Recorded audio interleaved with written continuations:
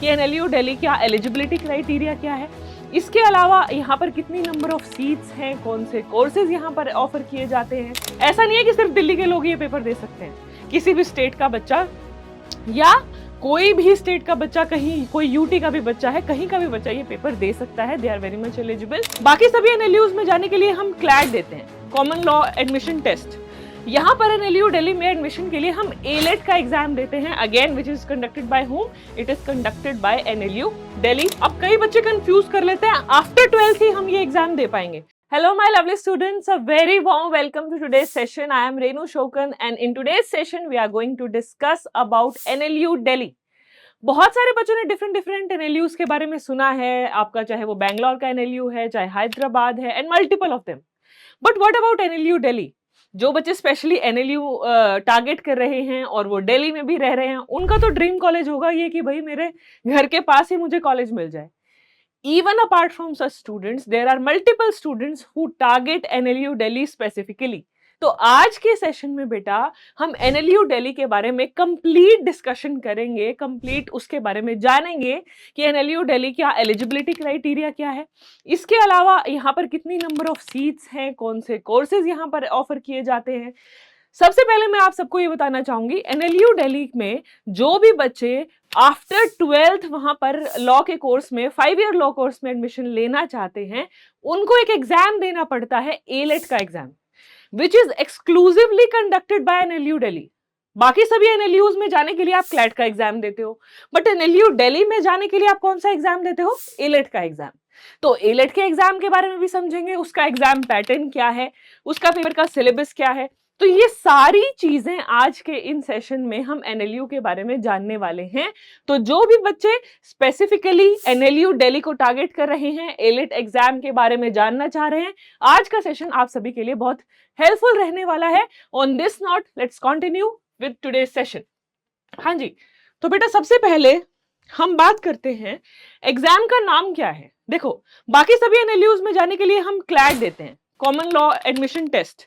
यहाँ पर NLU दिल्ली में एडमिशन के लिए हम एलेट का एग्जाम देते हैं, again which is conducted by whom, it is conducted by NLU Delhi specifically.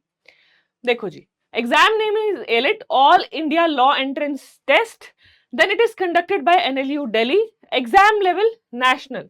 ऐसा नहीं है कि सिर्फ दिल्ली के लोग ये पेपर दे सकते हैं, किसी भी स्टेट का बच्चा या कोई भी स्टेट का बच्चा, कहीं कोई यूटी का भी बच्चा है, कहीं का भी बच्चा ये पेपर दे सकता है। They are very much eligible. Then mode of exam आपका ऑफलाइन है। ऑफलाइन क्या है? पेन एंड पेपर के फॉर्म में आपको ये देना पड़ेगा। ये कंप्यूटर बेस्ड टेस्ट नहीं है, सीबीटी मोड पे नहीं होगा, आपका पेन एंड पेपर, यानी कि आपको क्वेश्चन पेपर दिया जाएगा, आपको OMR दी जाएगी। क्वेश्चन पेपर पढ़ के जो आप आंसर्स निकालोगे वो आपको उस OMR में पेन के फॉर्म में पेन की मदद से फिल करने हैं। ठीक है जी, सो ये आपका OMR बेस्ड पेपर होगा। ऑलराइट, अब यहाँ पर कोर्सेज कौन कौन से हैं, क्योंकि हमें क्लास 12th के बाद 5 ईयर लॉ में एडमिशन लेना है, तो हमारे लिए सबसे पहले वो जानना जरूरी है। तो हमारे लिए कौन सा कोर्स अवेलेबल होगा? BA LLB। ठीक है जी, और इसके अलावा यहाँ पर LLM का कोर्स भी ऑफर किया जाता है, PhD भी है। ठीक है, और इनकी वेबसाइट है nludelhi.ac.in। अगर आप और भी इनके कोर्सेज के बारे में एक्सप्लोर करना चाहते हो, इनका कैसा इंफ्रास्ट्रक्चर है, क्या क्या डिफरेंट यहाँ पर फैसिलिटीज अवेलेबल हैं, ये सब जानना चाहते हो तो आप इनकी इस वेबसाइट पर जाकर देख सकते हो। ठीक है जी, नेक्स्ट इज एलिजिबिलिटी क्राइटेरिया। किसी भी पेपर को देने से पहले हम ये देखेंगे ना कि भाई हम उसके लिए एलिजिबल हैं या नहीं। अब इस साल जो पेपर होगा एलेट का, अगर आप उसमें अपीयर होना चाहते हैं तो क्या मिनिमम रिक्वायरमेंट है? अगर आप एट प्रेजेंट, यानी कि इस अप्रैल वाले सेशन से आप क्लास 12th में एडमिशन ले लेंगे, आपकी क्लास 12th शुरू हो जाएगी, यानी कि आपका पेपर होगा सबसे पहले तो दिसंबर 2026 में। तो अगर दिसंबर 2026 में आप क्लास 12th में हैं तो आप एलिजिबल हैं। अब कई बच्चे कंफ्यूज कर लेते हैं आफ्टर 12th ही हम ये एग्जाम दे पाएंगे, यानी कि अगले साल आप क्लास 12th खत्म करोगे फिर दिसंबर में पेपर दोगे।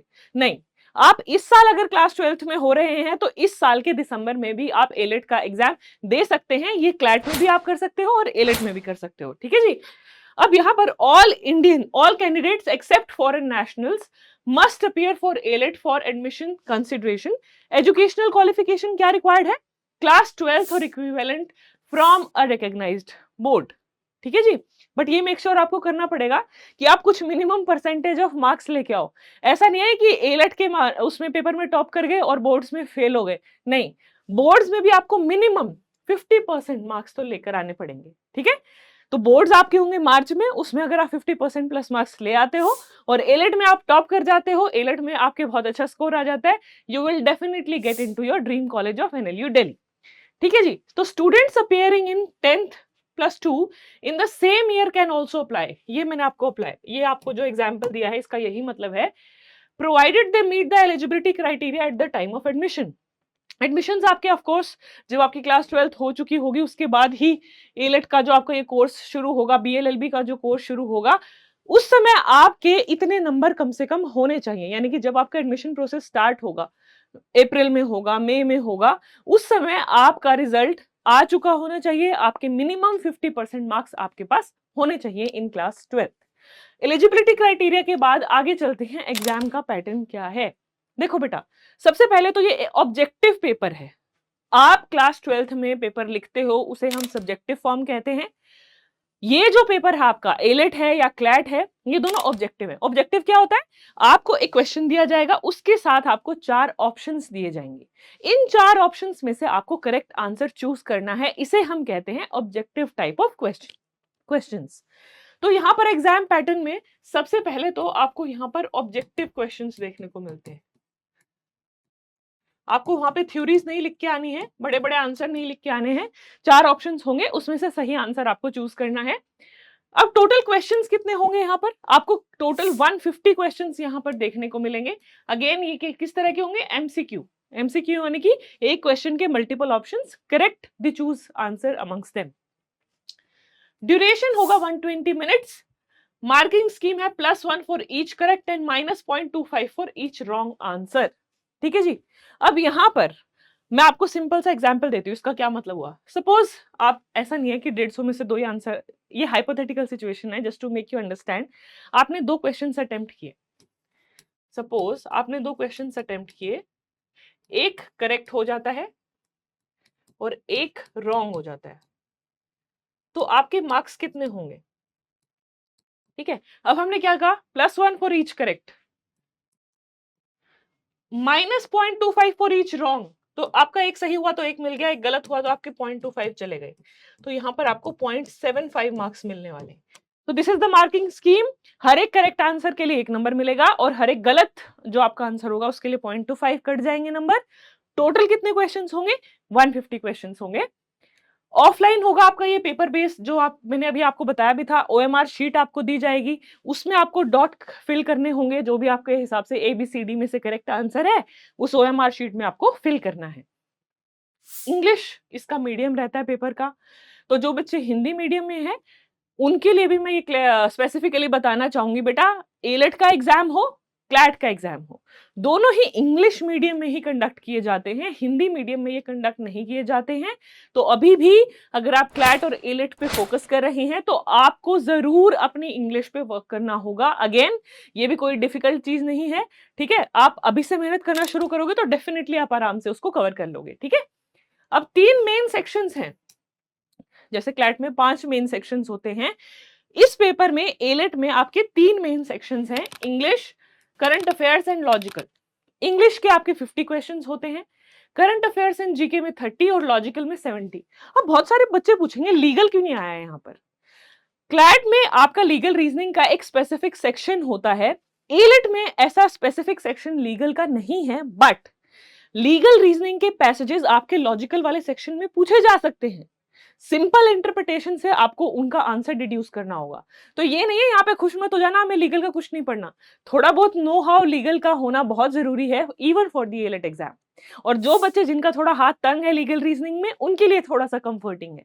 ठीक है जी, चलो अब हम एंट्रेंस एग्जाम की फीस देखते हैं। आपको पता है ये क्लैट है या एलेट है, इनकी एंट्रेंस एग्जाम का जो फॉर्म फिल करते हैं उनकी फीस थोड़ी हायर एंड पर रहती है। जनरल के लिए है ये 3000 रुपए, SC/ST पर्सन विद डिसेबिलिटी के लिए है 1000। और कौन कौन एग्जेम्प्टेड है, यानी कि किन को फीस पे करने की जरूरत नहीं है, for the AILET exam. SC ST category को आप अगर बिलोंग करते हैं या आप एक विमेन कैंडिडेट हैं who are below poverty line, तो SC ST, अगर आप SC या ST हैं या विमेन हैं प्लस BPL, यानी कि ये दोनों कंडीशन पूरी हैं, आप BPL भी हो, SC ST भी हो या विमेन हो, तो आपकी फीस जो है वो एग्जेम्प्टेड है, आपको फिर फीस पे करने की जरूरत नहीं पड़ेगी। ठीक है जी, आगे चलते हैं, सिलेबस वाइज थोड़ा सा देख लेते हैं।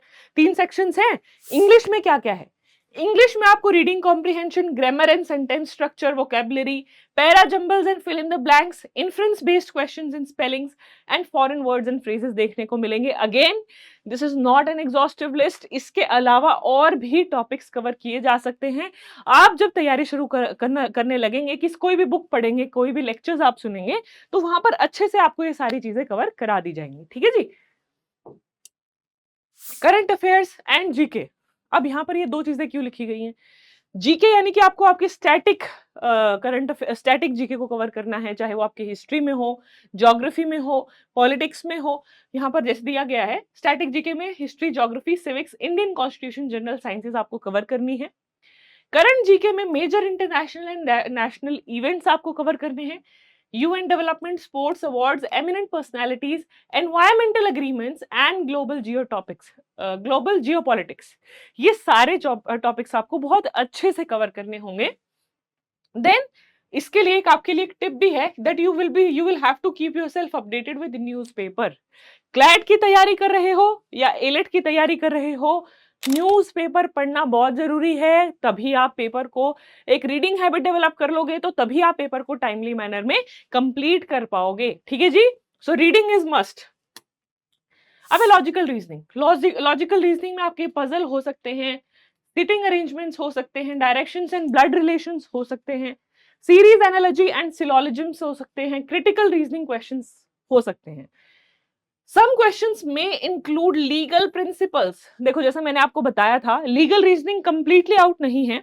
लीगल रीजनिंग के कुछ एस्पेक्ट्स, जैसे कॉन्ट्रैक्ट कैसे बनता है, या कोई आपको हेबियस कॉर्पस रिट का कॉन्सेप्ट पूछ लिया, कोई भी एक ऐसा कॉन्सेप्ट आपको लॉजिकल के पैसेज में भी पूछा जा सकता है। ठीक है, but no prior legal knowledge is required. तो इतना ज्यादा लीगल का स्ट्रेस नहीं है, बट लीगल का पैसेज जरूर पूछा जा सकता है।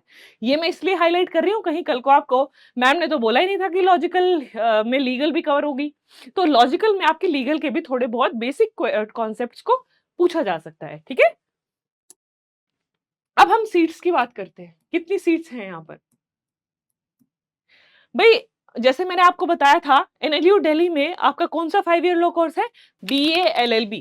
BA LLB कोर्स के लिए BA LLB NLU दिल्ली आपकी टोटल 120 सीट्स हैं, और ये उन सीट्स का बाइफरकेशन है।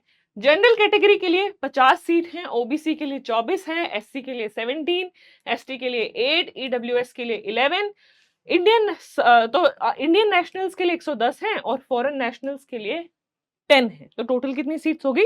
120 सीट्स। अब फीस देख लेते हैं। फीस भी बहुत बड़ा क्राइटेरिया है। बहुत सारे बच्चों को जब वो उनका अच्छा स्कोर भी आ जाता है, तो अगला जो फैक्टर, डिसाइडिंग फैक्टर होता है कि वो किस कॉलेज में एडमिशन लेंगे, वो होता है फीस, कि उस इंस्टीट्यूशन में पढ़ने की कॉस्ट कितनी होगी।